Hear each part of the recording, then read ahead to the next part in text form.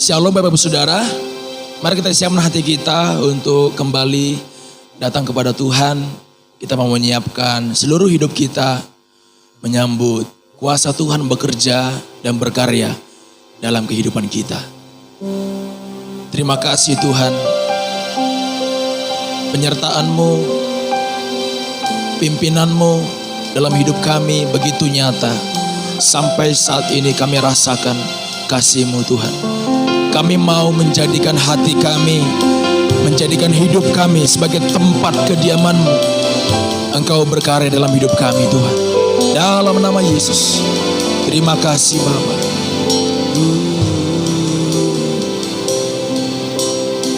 Kita mau katakan, ku jadikan hati ini untuk kediaman-Mu. Ku jadikan hidup ini untuk Allahku.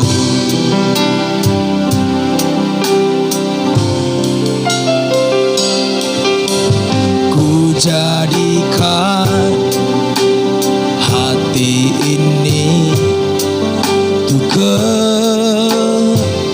kediaman-Mu. Ku serahkan hidup ini untuk-Mu Allahku. Di hati inilah rumah-Mu. Di hati inilah bait-Mu. Dimanapun ku kan berada, senantiasa Kau pun ada. Di hati inilah rumah-Mu. Di hati inilah bait-Mu. Dimanapun ku kan berada, senantiasa Kau pun ada. Sama-sama katakan, di hati inilah rumah-Mu. Di hati inilah bait-Mu. Dimanapun ku kan berada, senantiasa Kau pun ada. Sekali katakan, di hati inilah rumah-Mu. Di hati inilah bait-Mu. Dimanapun ku kan berada, senantiasa Kau pun ada.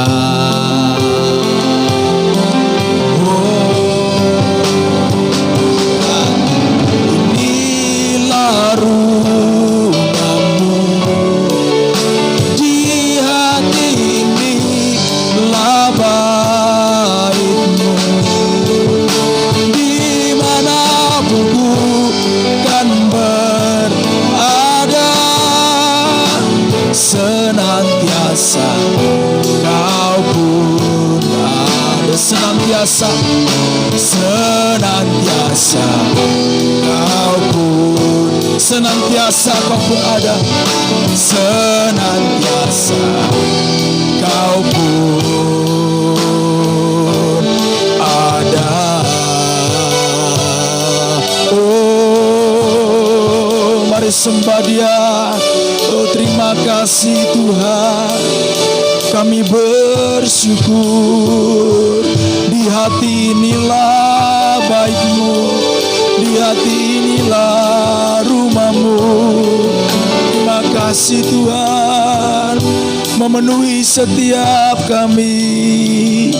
Haleluya. Kami mau lebih lagi bersamamu Tuhan. Kami mau lebih lagi dipenuhi olehmu. Kami mau lebih lagi dijamah olehmu. Terima kasih Tuhan. Mampukan kami untuk menyiapkan hati ini sebagai tempat kediaman-Mu Bapa. Haleluya. Oh, kami sembah segala pujian. Terima kasih. Berpujilah Engkau. Haleluya, haleluya, haleluya, haleluya. Oh, sembah Yesus. Datanglah Roh Kudus. Datanglah ke dalam hati kami. Penuhi kami, urapi kami Tuhan. Terima kasih Bapa. Oh, kami sembah mulia nama-Mu. Oh, terima kasih. Terima kasih Tuhan. Haleluya. Terima kasih.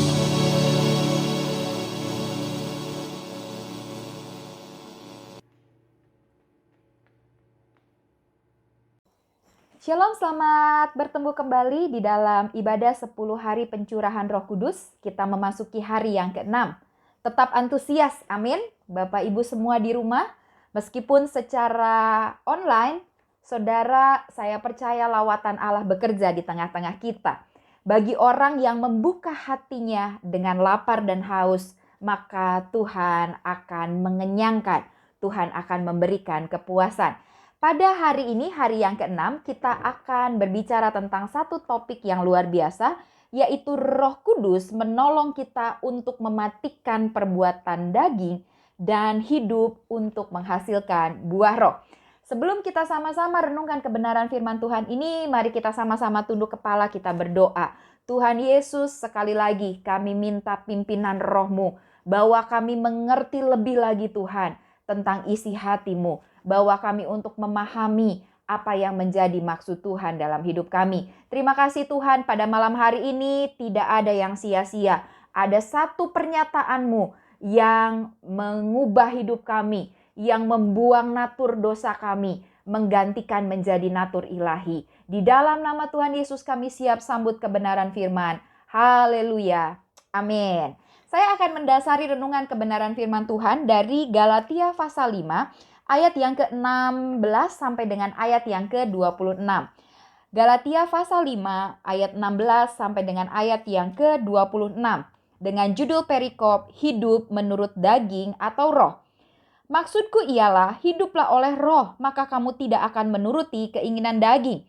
Sebab keinginan daging berlawanan dengan keinginan roh, dan keinginan roh berlawanan dengan keinginan daging, karena keduanya bertentangan. Sehingga kamu setiap kali tidak melakukan apa yang kamu kehendaki. Akan tetapi jikalau kamu memberi dirimu dipimpin oleh roh, maka kamu tidak hidup di bawah hukum Taurat. Perbuatan daging telah nyata, yaitu percabulan, kecemaran, hawa nafsu, penyembahan berhala, sihir, perseteruan, perselisihan, iri hati, amarah, kepentingan diri sendiri, percideraan, roh pemecah, kedengkian, kemabukan, pesta pora, dan sebagainya. Terhadap semuanya itu kuperingatkan kamu, seperti yang telah kubuat dahulu, bahwa barang siapa melakukan hal-hal yang demikian, ia tidak akan mendapat bagian dalam kerajaan Allah. Tetapi buah roh ialah kasih, sukacita, damai sejahtera, kesabaran, kemurahan, kebaikan, kesetiaan, kelemah lembutan, penguasaan diri. Tidak ada hukum yang menentang hal-hal itu. Barang siapa menjadi milik Kristus Yesus, ia telah menyalibkan daging dengan segala hawa nafsu dan keinginannya. Jikalau kita hidup oleh roh, baiklah kita hidup juga dipimpin oleh roh. dan janganlah kita gila hormat. Janganlah kita saling menentang dan saling mendeki. Luar biasa kebenaran firman Tuhan. Hari ini kita membaca bagaimana Paulus mempertentangkan dengan kontras. Bagaimana orang yang hidup dipimpin roh dan bagaimana orang yang hidup dipimpin oleh daging. Nah, kalau kita perhatikan bahwa memang perbuatan-perbuatan itu tidak menyelamatkan. Bagi konsep banyak orang, perbuatan baik, perbuatan yang menyenangkan itu adalah syarat untuk mendapatkan keselamatan. Tetapi kalau kita merenungkan kebenaran firman Tuhan, perbuatan baik bukanlah syarat untuk mendapatkan keselamatan, tetapi merupakan sebuah ucapan syukur karena kita sudah diselamatkan. Yang kedua, yang luar biasa yang hari ini kita baca, bahwa perbuatan baik kita itu teosentris, bukan antroposentris. Artinya bahwa perbuatan baik itu terpusat dari apa yang sudah Allah kerjakan di dalam diri kita. Bukan apa yang kita kerjakan bagi Allah. Bukan apa yang kita perbuat bagi Allah. Nah, kalau kita perhatikan, orang Kristen melakukan perbuatan baik bukan dengan usahanya. Bukan untuk penampilan luarnya. Ternyata dimulai dari dalam dirinya. Untuk itulah disebutkan terpusat dari di dalamnya.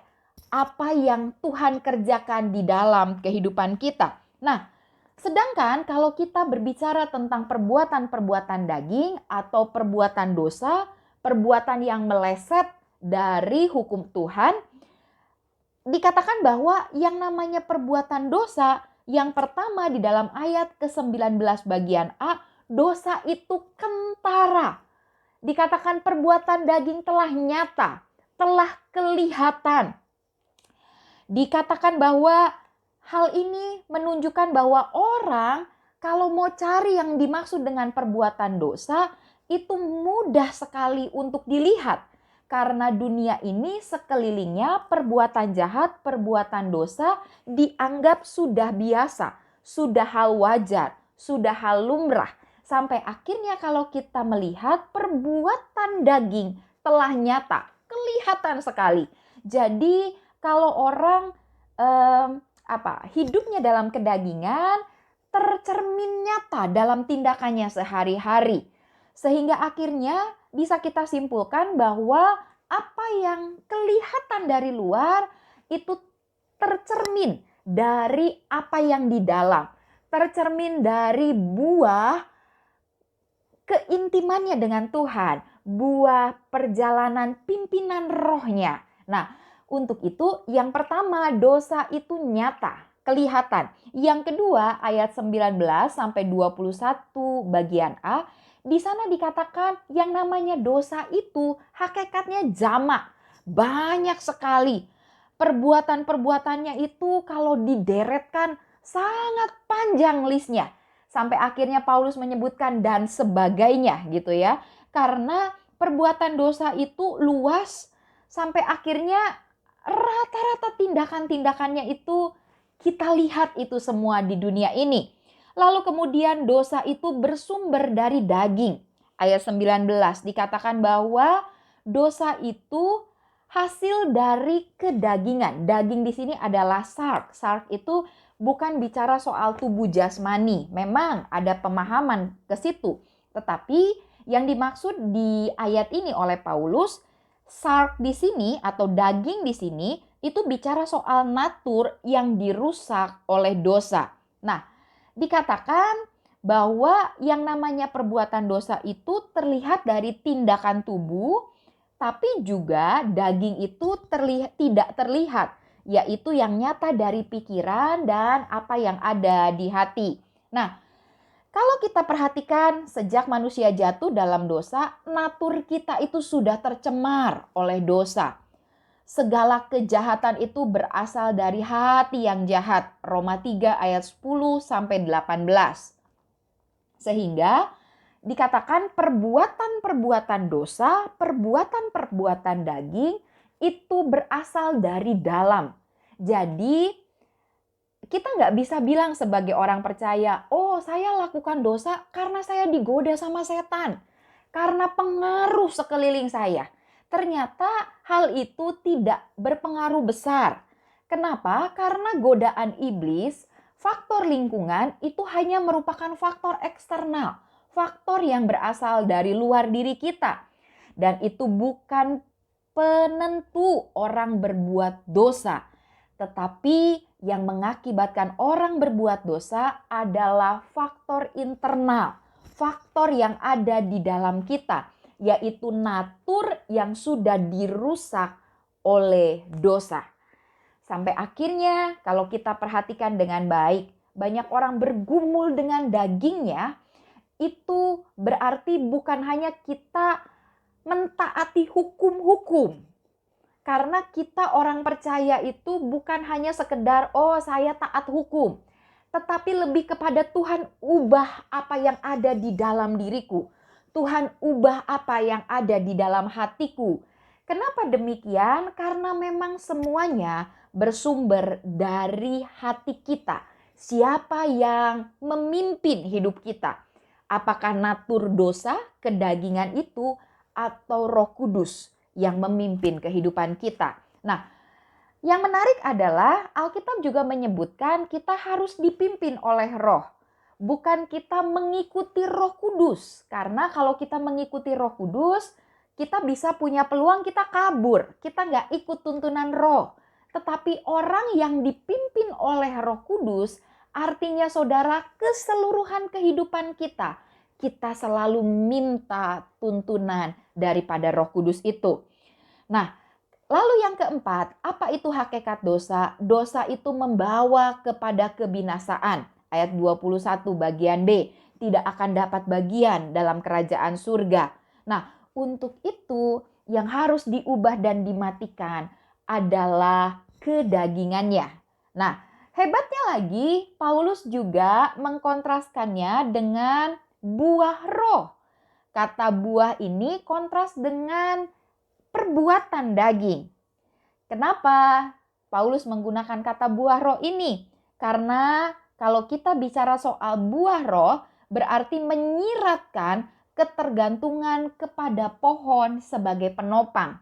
Jadi perbuatan buah roh itu hanya bisa didapat kalau kita nempel kepada tuntunan Roh Kudus.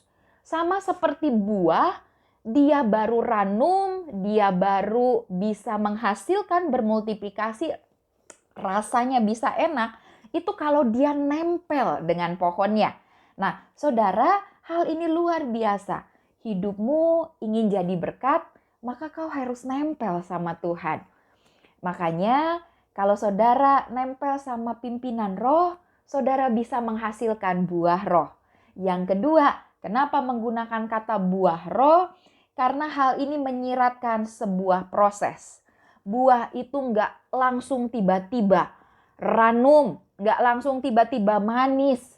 Ternyata ketika dia pertama kali keluar, pucuk saudara, lalu kemudian dia belum manis.